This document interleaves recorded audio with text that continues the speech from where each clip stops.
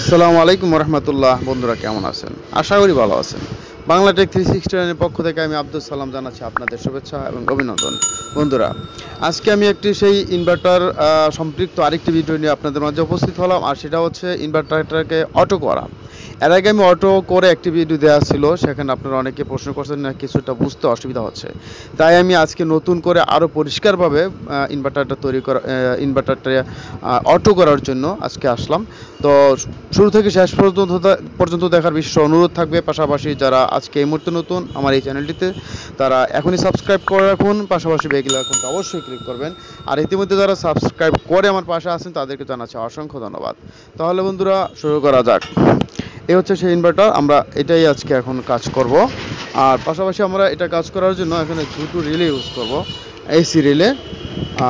আমরা এই দুটো এসি রিলে আর এই ইনভার্টারটাই 2000 ওয়াট ইনভার্টারে আমরা এখন কাজ করব।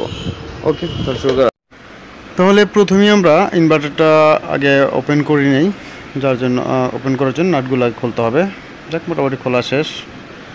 এই হচ্ছে আমাদের 2000 ওয়াট ইনভার্টার প্লাস চার্জার। এটা ইনভার্টারটা চার্জার প্লাস ইনভার্টার হিসেবে কাজ করে, কিন্তু এখানে যেটু ঘাটতি ছিল সেটা হচ্ছে অর্থাৎ অটোমেটিক সাপ্লাই দেওয়া। কারেন্ট চলে গেলে ব্যাটারি থেকে কারেন্ট তৈরি করে অটোমেটিক সাপ্লাই দেওয়া। আর তার জন্য এখানে ভালো মানের একটি এসি কোড আমরা ব্যবহার করছি। দেখুন, 3 পিনের যেন উল্টা পাল্টা না হয়, অর্থাৎ নিউট্রাল ফেজ যেন কখনো উলট পালট না হয়ে যায়। এখান থেকে যেহেতু চার্জিং ব্যাপার ছিল, তাই এখানে সরাসরি আগে থেকে লাগানো, এটা সিস্টেম অনুসারেই আমরা এখান থেকে বোল্টটা নিয়েই অটো করব। আর অটো করার জন্য এই এসি রিলে দুইটা আমরা দেখা যাক কোথায় বসানো যায়। আসলে এটা সিলেক্টর, যেখানে ভালো মনে করি সেখানে আমরা বসিয়ে দেবো। বোঝার স্বার্থে আমরা বাহিরেই কাজটা করব। এই দুটো রিলে আর দুটো তার আমরা দুটো টুকরো করে আগে কেটে নিলাম। আর একটা রেজিস্টার আমরা রাখছি, একটু পরে দেখাবো, কারণ রেজিস্টারটা দেবো আমরা রিলের ভোল্টেজে, কয়েল ভোল্টেজে। এখানে 8 পিনের রিলে আমরা ইউজ করছি। দেখুন, 8 পিনের রিলে, একদম লাস্টে নাটের বরাবর যে দুটো পিন আছে এগুলো হচ্ছে কয়েল পিন। এখানে কারেন্ট দিলে বরং রিলেটা অ্যাক্টিভ হবে। এই খেয়াল করুন, এটা হচ্ছে কয়েল পিন। এই যে নাটের সাথে এই দুটো হচ্ছে কয়েল পিন। হ্যাঁ, এইটা বুঝতে হবে, বিষয়টা উল্টাপাল্টা দিলে লাভ নাই, কাজ হবে না। এখান থেকে আমরা কয়েল পিনে বোল্ট দিতে হবে।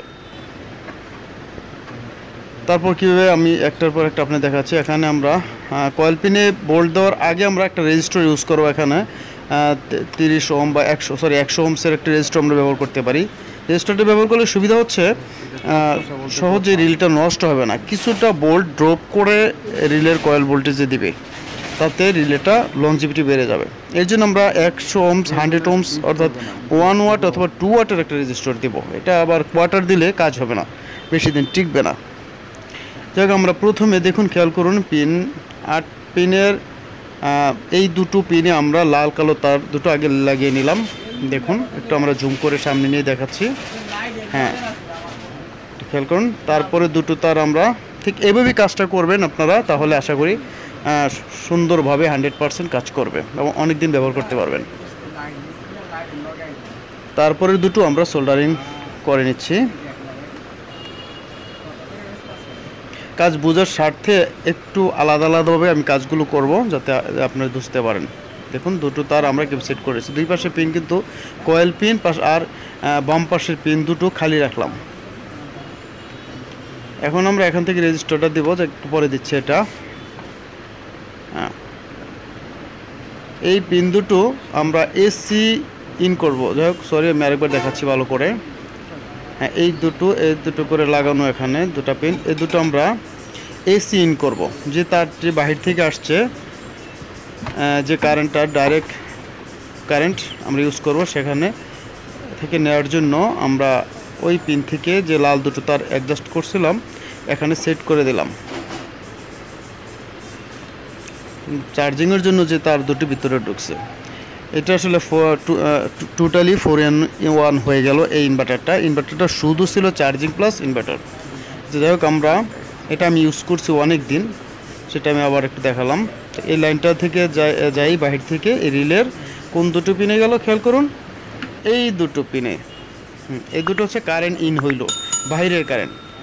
আর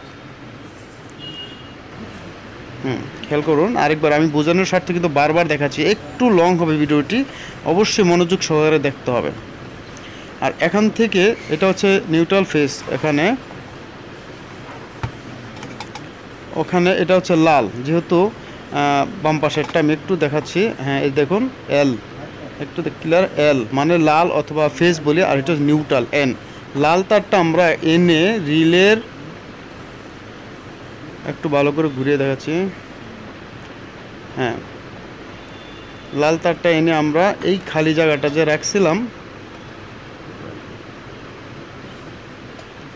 এই যে খেয়াল করুন, ওই লাল তারটা এখানে আমরা সেট করে দেব।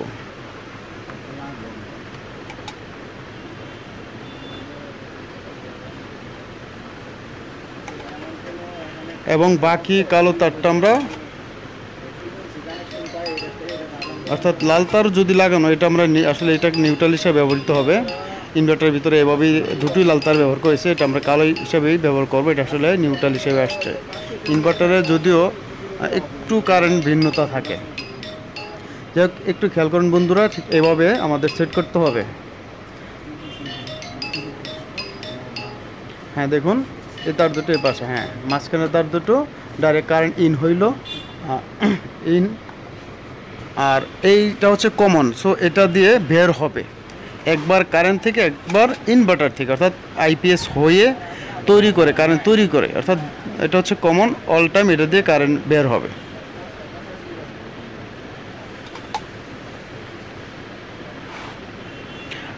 আমাদের ইনভার্টারের কাজ কিন্তু শেষ, অর্থাৎ ইনভার্টারে যে কাজটুকু করা উচিত ছিল সেই কাজটুকু মোটামুটি হয়ে গেছে বললেই চলে। এখন আমরা ইউজ করতে পারবো, তবে তার আগে কয়েল ভোল্টেজ কিন্তু আমাদের দিতে হবে, অর্থাৎ রিলেটাকে অ্যাক্টিভ করার জন্য। দেখুন খেয়াল করুন, এটা হচ্ছে আউটপুট। এখন আমরা কয়েল ভোল্টেজ, অর্থাৎ রিলের অ্যাক্টিভ করার জন্য ভোল্ট দেওয়া প্রয়োজন। এখন আমরা রেজিস্টরটা এখানে ব্যবহার করব। আমরা একটু দুই মাথা কেটে ছোটো করে নিলাম। হ্যাঁ, যেহেতু মাঝের পিনে এসি ইন হয়েছে, সেখান থেকে আমরা ভোল্ট আলাদা তার না টেনে এখান থেকে দিয়ে দিলাম, যেহেতু এটা ইন হয়েছে এই তার থেকে। এখান থেকেই আমরা একটা এক সাইডে রেজিস্টরের মাধ্যমে আমরা কয়েল ভোল্টেজ দিয়ে দিই 10 ওহমসের রেজিস্টর। আমি আবার বলে দিচ্ছি, এতে কি হবে, লংজিটি বাড়বে, অর্থাৎ অনেক দিন রিলেটা ভালো থাকবে। আর এই পাশে আমরা সরাসরি একটা তার দিয়ে শর্ট করে দিই, তাতেই আমাদের ভোল্টেজটা এসি ভোল্ট রিলের মধ্যে পৌঁছে গেল। এটা আমরা নিচ থেকেও দিতে পারতাম, এসি থেকে, সেটা না করে আমরা এটা এখান থেকে দিলাম। এখন এটা ওকে বলতে পারেন, তবে একটা কাজ বাকি, সেটা হচ্ছে সুইচ। সুইচটা আমরা কী ব্যবহার, তার জন্য আমরা আরেকটা রিলে ব্যবহার করব। হ্যাঁ, এখন এই রিলের তো কয়েল ভোল্টেজ প্রয়োজন আছে, সেক্ষেত্রে আমরা আগের রিলের কয়েল ভোল্টেজের সাথে অ্যাডজাস্ট করে দিলেই হয়ে গেল। জাস্ট এই দুটো পিনের সাথে এখানে যে কয়েল ভোল্টেজটা চলে আসছে, এই কয়েল ভোল্টেজের সাথে ওই রিলের কয়েল ভোল্টেজের সরাসরি সংযোগ করে দিলে এটা কয়েল ভোল্টেজ পেয়ে গেল। সো আলাদা কিছু করার, আলাদা রেজিস্টর আর দরকার নেই। হ্যাঁ, ওকে, আমাদের এই পাশের ভোল্টেজ হয়ে গেল। এখন শুধু সুইচের তারটা আমরা এখানে সেট করব। হ্যাঁ, রিলেগুলো আমাদের সুবিধা মতো আমরা সেট করে দেব। এখন একটা জিনিস খেয়াল করুন, যে যখন কারেন্ট থাকবে না তখনই সুইচটা করতে হবে, সুতরাং ভিতরে কয়েল যে দুটো শর্ট থাকে, অর্থাৎ এইটা লাস্টের মাথা আর ওই মাথা আরেকটু খেয়াল করুন, তাহলেই হবে। এই পিন আর এই পিন, এই দুটো পিন অ্যাডজাস্ট হইলে কিন্তু সুইচিং হয়ে যাবে। সুতরাং এখান থেকে এই দুটো পিন থেকে আমরা দুটো তার সংযোগ করে নেই। হ্যাঁ, ঠিক এইভাবে সংযোগ করে আমরা সুইচের সাথে, আমরা ডাইরেক্ট সুইচের দুই মাথা দুটো লাগাই দিলে চলতো সংযোগ করে, সেক্ষেত্রে এই সুইচটা অকেজো হয়ে যেত। তাই আমরা এই সুইচটাকে কাজে লাগাবো, প্রয়োজন আমরা আইপিএসটা অফ রাখতে পারবো এবং অন করতে পারবো। তাই আমরা ঠিক সুইচটা এইভাবে সেট করলাম, একটা তার ওই তার সাথে সংযোগ করে দিয়ে আরেকটা তার শুধুমাত্র সুইচ হয়ে ঘুরে আসলো। এই খুব সহজ বিষয়টা, এটা আমাদের এক্সট্রা একটু কাজ হলো। যাই হোক বন্ধুরা, আমাদের আইপিএস কমপ্লিট। সো আমরা যদি এভাবে কাজ করি তাহলে আমাদের নর্মাল ইনভার্টারগুলো আইপিএসের সম্পৃক্ত হয়ে যাবে, অর্থাৎ আইপিএসের রূপান্তর হয়ে যাবে।